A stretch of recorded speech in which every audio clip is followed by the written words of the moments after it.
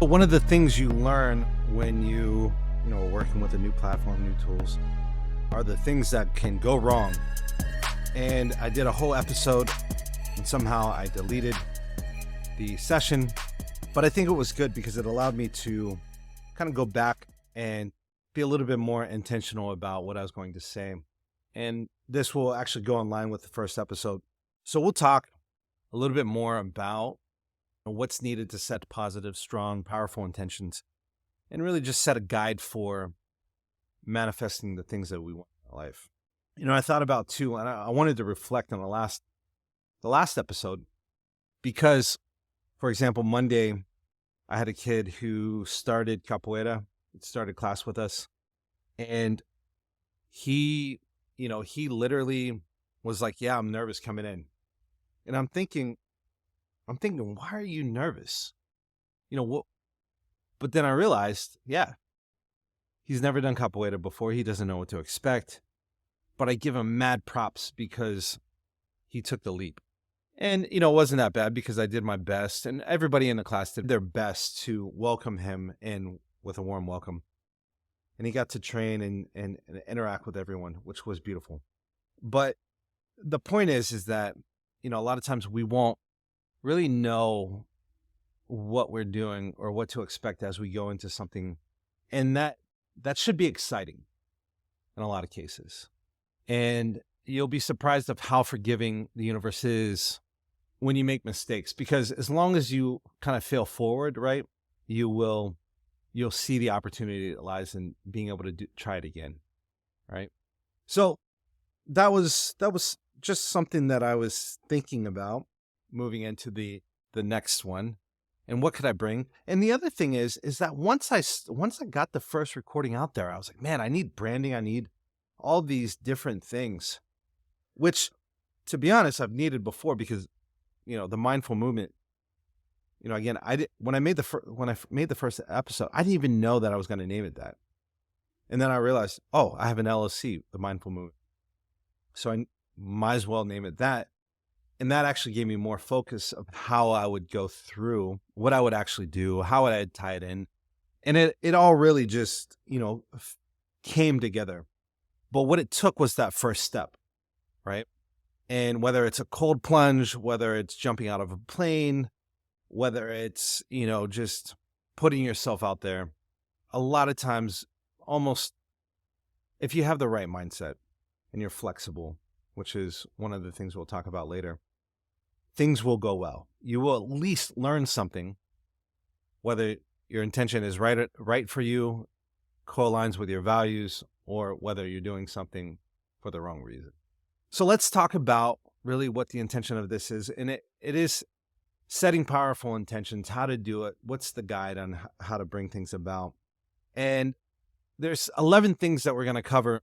I'll cover them now. It's reflecting on your values, clarifying your goals, being specific and positive, using affirmative language, being realistic or setting realistic expectations, writing things down, writing these goals down, having something, maybe make a vision board, which goes into the next one, which is visualize your intention. You need to create an action plan.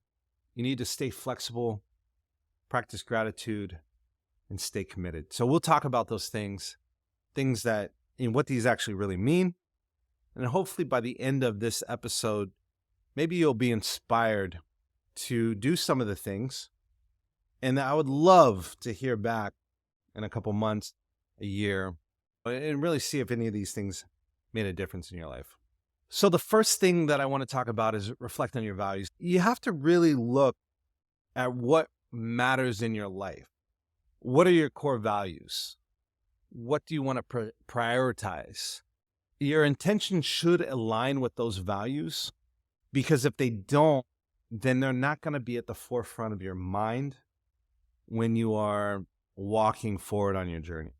I'll give you an example. In my 20s, I had a decent job. I worked for a good company. And I was there for 7.5 years. And I was actually pretty proud of that accomplishment because, it was stable. It was a stable job. And, I grew in the company and I got a good position in the company. But there were certain things about what I was doing that was just draining. And I made a list of the things that I wanted out of life. I wanted to be able to work remote. I wanted to make more money because I was at the cap of where I could be. I wanted to be creative. And those things were valuable to me. And when I went about my life and I saw things that could enable me to all those goals, that's where I went. So again, your intention should align with those values, because if they don't, and remember, every day I went to work, I wished I had freedom.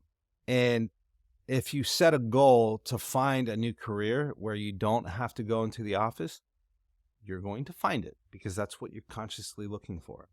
Your reticular activating system is looking for that. The next thing you want to do is clarify your goals. Now, you want to identify specific areas in your life that you want to set intention. They should be career, relationship, personal development, health, pretty much any aspect of your life. Just clarify what it is about, right? Because the more focused it is, the more likely you're going to see change in that area. And you want to be clear about what you want to achieve. So I'll give you a list. I wrote these down in affirmations. I use an app that I can record my own affirmations and it'll play in a loop, and it's pretty dope. And I wrote, I found the perfect job and it's obvious. I'm happy at my job and everyone loves me. So that goes into the next thing, which is being specific and positive. When you're setting intentions, being specific about what you want to manifest or achieve enables you to really focus in. And you're going to need to focus in when you visualize later on. But if you just write a vague statement like, I want a good job, what does that mean? Right? And a lot of times we don't know what that means. And that prevents us from being able to identify what it is that we should accept when the universe is responding with things that could make us happy, right? So let's say you intend to cultivate gratitude and joy in your everyday life. My intention is to cultivate gratitude and joy in my everyday life, right? So if you want to do that, then now you have an area, you have specifics, and they're positive. The example of what not to do would be, let's say I want to reduce stress in my life. In the affirmation world, when you keep hearing stress, you're going to light up a neural pathway that fires stress and what that means to you. And you're going to basically fire those things when you're manifesting, right? As well as, the I want to even kind of denotes not having, which leads us into our fourth point, which is using affirmative language. You kind of want to phrase your intentions with affirmative language because it really gives you momentum. And what do I mean by that? Well, if you phrase things as if they're happening or they're achievable, it helps reinforce a positive mindset and a belief in your ability to achieve or manifest these things. For example, if you find that you are doing things, you're self-sacrificing, and you put yourself in weird situations, or you're too loyal to one thing or another, let's say your job, and you know in your heart of hearts that you'd be happier if you took this opportunity. Now, one of the reasons why you may be self-sacrificing is because you don't feel like you deserve other things, or you feel that people deserve to come before you. And that will cause some serious side effects when you look at, trying to get ahead in your own life. You might be giving away opportunities or sacrificing your own personal power and taking a more passive role in your life because of fundamentally how you see the world and your place in it. Maybe one of your affirmations to support your intention is, I choose what's best for me and my family because I love myself and I deserve it. So again, being very specific in your affirmations, being positive in them, and stating them in a way that is rather than will be is pretty powerful. The next thing we'll talk about, I think in the list, was setting realistic expectations, or just make sure you're setting something that is achievable. And the reason why I say this is that it goes along with the affirmative language. And, if things were going to be easy, you probably would have already done it. You wouldn't need to necessarily put this mental effort into actually doing it. So number one, you have to believe that it's possible. And that can be tricky, especially when you're trying to change mindsets. You're trying to change an attitude about yourself or about the world. It can be very tricky. We'll go into a little bit more about how to do certain things, because I think that's actually worthwhile an episode on its own. But the realistic expectations, if you aim too high, you're going to undermine it subconsciously. Otherwise, you will likely reaffirm the negative beliefs about yourself or the limiting beliefs about yourself because you encounter frustration. It might lead to disappointment. And so you have to really be aware of what it is and how you go up. And this has a little bit to do with an action plan as well. But once you get to this point and you have a realistic expectation, you have some affirmative language that you are using to create a narrative within your consciousness and subconscious. They're specific, they're positive, they're clear, and they're tied to your values. You need to write these things down. And maybe you should be already writing them down by the time you get to this step. You can do it in a journal, piece of paper. You can take notes. I have really bad handwriting, so I write them down digitally. And I also use an app called ThinkUp. Maybe I'll get an affiliate link for them.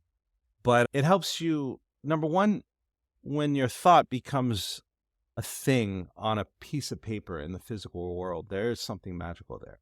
And then just like an amulet, just like a symbol, those words, when you write them and you review them and you see them, it keeps you focused. It lights up a whole bunch of neural networks, and it just reinforces that energy that you're putting forward. So you have them written down. Another option is to make a vision board, and this helps with the next area of what you might want to do is visualize what your intentions are. You may want to take some time each day or periodically to really just see the transition, the end state.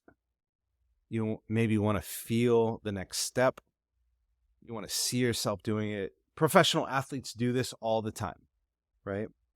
They'll mentally rehearse whatever it is that they need to do, and then they just need to show up for that. So visualize that and really try to feel it. Get the goosebumps, feel the air in your skin if you're on the beach, if you want to take a vacation. And this also can make it a visceral thing that can help keep you motivated. The next area that I'd like to go over is creating an action plan. I tied this to realistic expectations. But when you create a action plan, and I mean, I do this every day in my day job, is we take an intention, we have something that we want to do as a company, and we have some goals, some metrics, OKRs, or whatever it is that we want to accomplish. We have to write requirements, which makes them specific, right? We use stories. So we have some language. We try to set realistic expectations, not all the time. Sometimes those expectations are set for us, and we write all this stuff down. We visualize what it is we're going to do. We make mock-ups of what it's going to look like. And then we have to make an action plan of how to make this happen. So in case you're wondering if all of this is just woo-woo type stuff, it's not. This is actually done over and over and over and over again, over and over and over again. This is how you get stuff done. This is how you take an idea. This is how you make it a thing. Okay. It's not just the universe conspiring for you. It's people conspiring to get some things done. And you have multiple minds, and this helps get multiple minds together, what we do every day at work, in software development. When you create an action plan, what it does is it helps you visualize, once again, the steps. Think about a map. You're here in, let's say, Florida, and you need to go to Montana.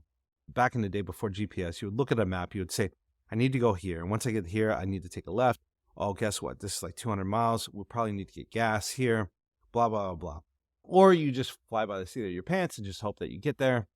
Either way, But if you really want to make sure you get there, right, you're going to make an action plan. And the steps should be small. So when you're setting realistic expectations, even in that first step, it should be realistic and achievable, believable, measurable, all of those good things. Make a SMART goal type. And that will also help you visualize what it takes to get to where you want to go. You don't always need an action plan ahead of time. For example, me, I just jumped into it. Now what do I need to do? Now I'm starting to think about an action plan. Okay? And when you start thinking about it, you're gonna start forming that plan. Okay, this is the next thing I want to do. This is how I'm going to keep it going. But the key word in action plan is plan, which leads to the next one, and it is to be flexible, to stay flexible, because life is unpredictable. Circumstances may change. It's advantageous to stay open to adjusting your intentions and goals as needed based on things that you've learned, or maybe a new person came into your life and you had planned on doing all this by yourself, and now you have help. So do you still do it all yourself, or do you accept the help and reconfigure the plan, and maybe you actually get there earlier, which is, it's a beautiful thing, right? So you need to really, and I don't struggle with this, actually. This kind of comes naturally, but I struggle to be able to communicate it to people how to do this.